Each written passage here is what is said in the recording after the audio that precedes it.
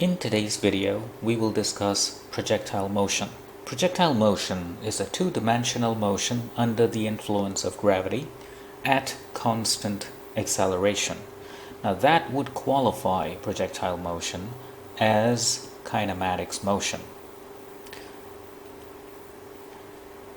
Now, the value of that constant acceleration is given by that vector here. Now, if you notice, you see that the x component of the acceleration is 0 and the y component of the acceleration is minus 9.81. That means the acceleration is heading downward. This is how a typical projectile motion look like. So this is ground, and if an object is launched at some angle above the ground and it follows that trajectory, a parabolic trajectory. So this is one example. It could be launched from a certain height, let's say on top of a hill, and it is launched at some angle, in a case of which the trajectory follows like that. It will hit the ground and it follows the trajectory as shown. Or it could be that it is launched horizontally from a hill, let's say like that, in a case of which it will follow that trajectory. So it goes all the way and hit the ground in such a manner. So all these three motions are examples of projectile motions. Let's look at a typical projectile motion. Now, the vector u here, it's called the initial velocity. The angle alpha here is called the projection angle. The distance from where it was launched, the initial point, to where it hits the ground again, the final point, it's called the range of the motion. So the range r of the motion. And this is the maximum height h the object attains, and the time it takes to go all the way from the initial to the final point, it's called the time of flight. Let's explain a little what happens to this object at various stage of its flight, of its movement. Let's say these positions. In terms of the velocity, what happens to the velocity of this object as it moves all the way along this parabola? As we mentioned earlier, since the acceleration is heading downward at a magnitude of 9.81 meter per second squared, so the direction is minus j hat, so it will constantly pull this object downward like that as it moves, as it is in various points along the trajectory. So this initial velocity will have two components, the x component, ux, which we can determine to be u cosine alpha, and it has the y component, let's call it uy, and we know it is u sine alpha. When the object moves to position number 2, point number 2, the x component of the velocity at that point will remain ux, because there is nothing to change that value. It is not accelerating along the x direction. However, because it's being pulled downward, the y component of the velocity will no longer be uy, but it will be a little bit less than that. Let's call that vy2. Now likewise, when it gets to point 3, the x component of the velocity will still remain ux, but the y component will become smaller because it's being constantly pulled downward. Let's call it here as vy3. And by the time it gets to the highest point, the maximum height, it will still have the x component, which is still ux, it doesn't change. However, the y component of the velocity at that point, point number 4, which is the maximum height, will become 0. Because that's the highest point. If it's not 0, it will go even higher. So it has got to be 0. The y component of the velocity, the highest point, is 0. That's an important point. Now it starts to descend. At point 5, again, the x component of the velocity will still remain ux, but the y component of the velocity will be something else. Let's call it vy5. And as you can see, the direction is coming down. At point 6, again, it's ux, and the y component of that velocity is vy6.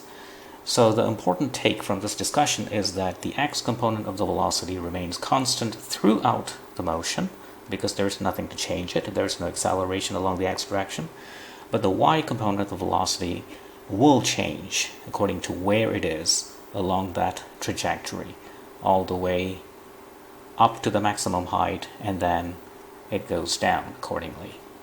Now, since projectile motion is a type of kinematics motion, the equations that we need to solve projectile motion problems are simply kinematics equations.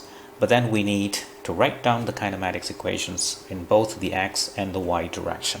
So let's just review these equations for a minute. We only need two equations on each side. The first equation is Vx equals ux plus the acceleration times the time. Since we already explained that there is no acceleration along the x direction for a projectile motion under the influence of gravity, so this equation will simply becomes Vx equals to ux. And that is parallel to the fact that we just explained in a previous slide, namely ux remains constant throughout the motion. The x component of the velocity does not change.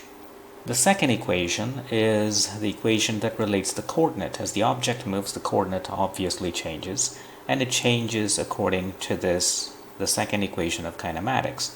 So half ax t squared plus ux t plus the original coordinate x naught.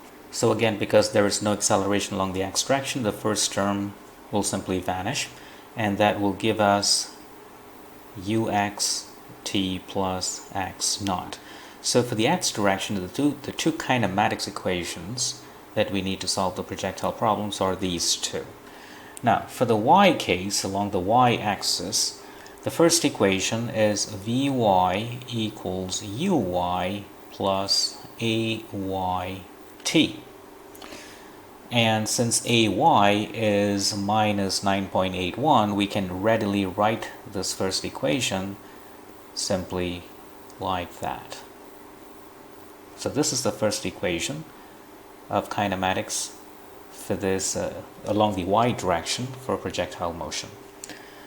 The second equation, again involving the y coordinates, is half yt squared plus uyt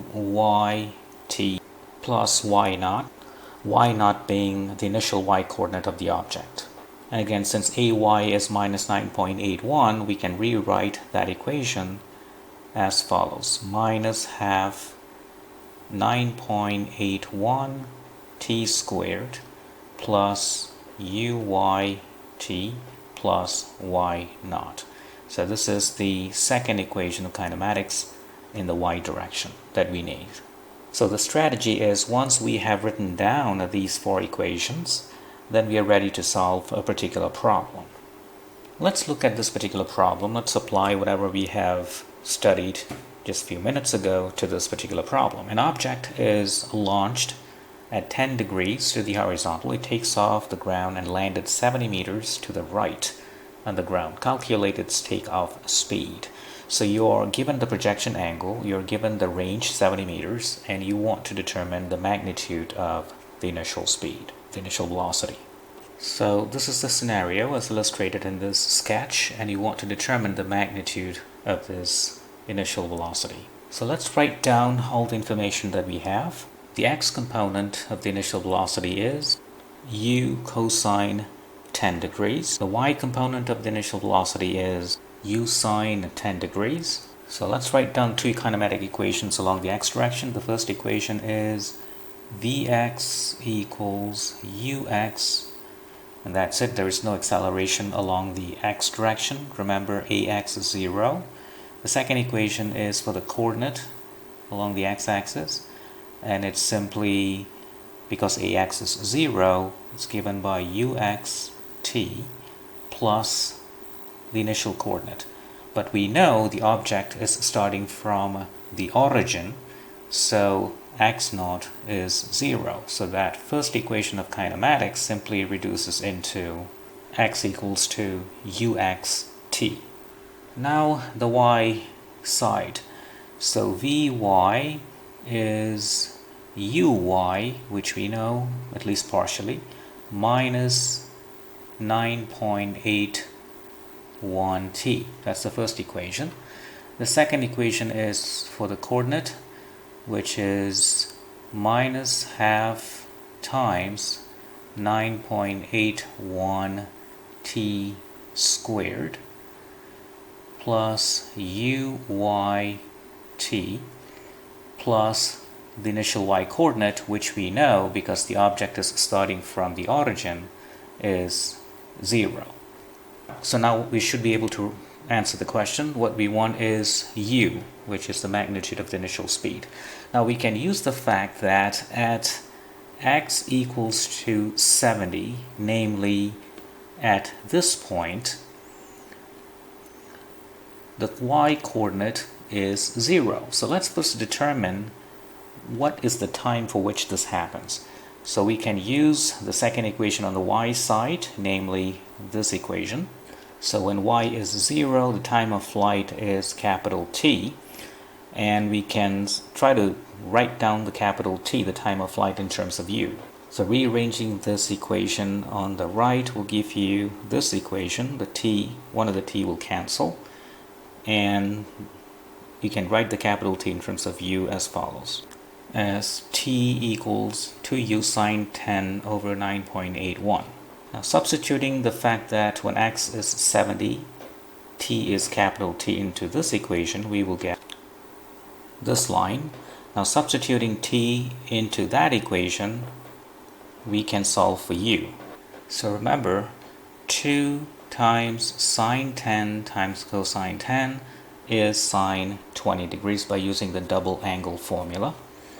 And this equation gives the following value for u, which is 44.8 meters per second. So that is the takeoff speed of this projectile.